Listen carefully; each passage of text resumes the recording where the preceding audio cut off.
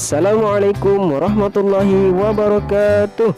Bagaimana kabarnya anak-anak Ustadz hari ini? Alhamdulillah, luar biasa. Tetap semangat. Allahu Akbar, Allahu Akbar, Allahu Akbar. Yes, As-Sanabil bersama Al-Quran. Tahfiz, mudah, indah, berkah. Takbir, Allahu Akbar, Allahu Akbar, Allahu Akbar. Yes, sallu ala Nabi Muhammad. Allahumma salli wa sallim ala Sayyidina Muhammad. Nah anak-anak, kali ini kita kembali belajar sejarah kebudayaan Islam, yaitu pelajaran yang kedua, ciri-ciri kepribadian Nabi Muhammad SAW. Sebelum belajar, mari kita baca doa dulu bersama-sama. Bismillahirrahmanirrahim. Rabbi zidni ilma warzuqni fahma. Amin. Alhamdulillahirabbil alamin.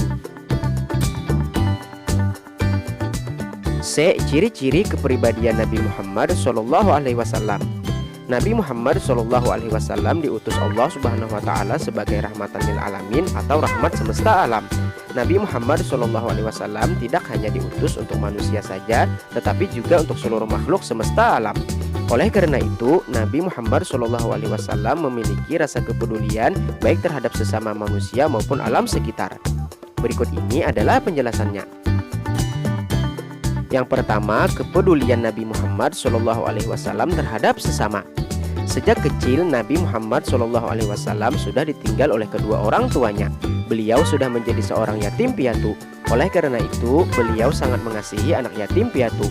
Selain itu, Islam juga mengajarkan persamaan derajat. Pada waktu itu, perbudakan masih merajalela dan menjadi salah satu sumber penghasilan masyarakat Arab. Setelah beberapa orang budak masuk Islam, mereka dimerdekakan oleh Nabi Muhammad SAW dan para sahabatnya. Nabi Muhammad SAW sendiri memerdekakan seorang budak yang bernama Zaid bin Harisah. Nabi Muhammad SAW menjadikannya anak angkat. Nabi Muhammad SAW juga mengasihi fakir miskin.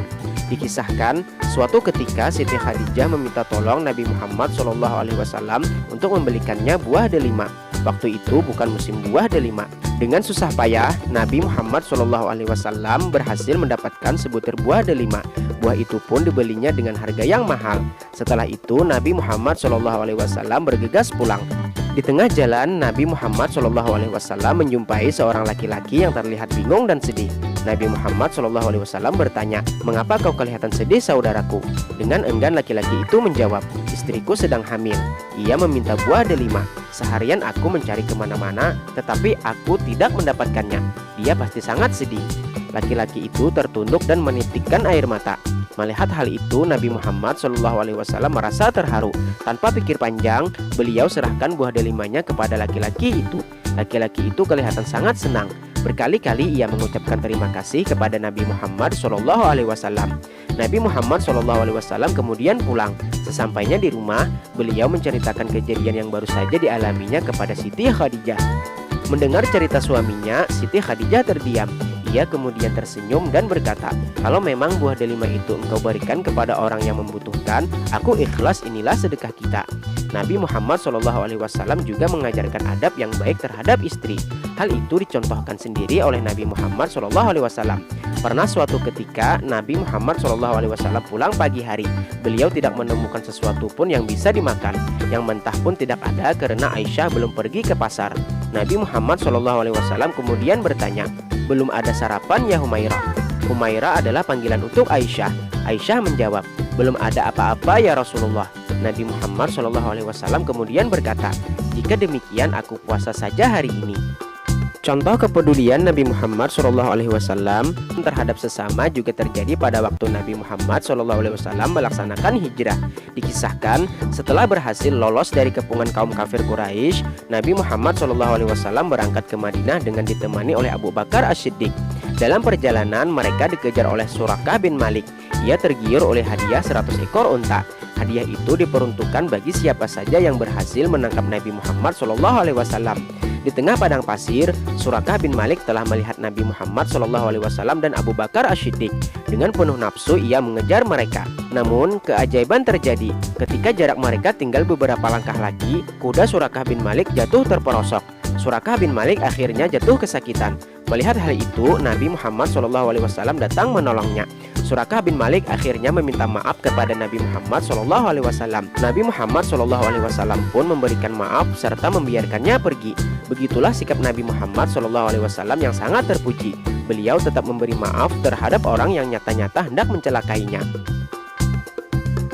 Kemudian yang kedua, kepedulian Nabi Muhammad SAW terhadap alam sekitar. Rasa belas kasih yang dimiliki oleh Nabi Muhammad SAW tidak terbatas kepada sesama manusia saja.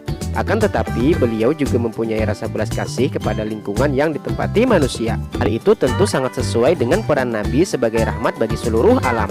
Kehadiran Nabi Muhammad SAW adalah untuk memberikan kasih sayang kepada bumi dan seluruh isinya. Hal itu termuat dalam hadis berikut ini. Qala Rasulullah SAW, ar-rahimuna yarhamuhumur rahmanu irhamu man fil ardi yarhamkum man fis sama. Rawahu Tirmizi. Artinya Rasulullah SAW bersabda, orang-orang yang memiliki sifat kasih sayang akan mendapatkan kasih sayang Allah yang maha pengasih. Oleh karena itu, sayangilah orang-orang yang ada di bumi dan akan menyayangi kalian orang-orang yang ada di langit. Hadis riwayat At-Tirmizi. Contoh kebaikan yang beliau berikan kepada umat manusia adalah sikap yang benar terhadap alam sekitar. Hal itu terjadi ketika Nabi Muhammad SAW mengirimkan pasukan ke Mu'tah. Beliau berpesan kepada pasukannya, jangan sekali-kali kalian membunuh wanita, anak-anak dan orang tua. Janganlah kalian menghancurkan rumah-rumah, serta janganlah kalian menebang pohon. Hal itu juga dilakukan oleh Khalifah Abu Bakar Ash-Shiddiq.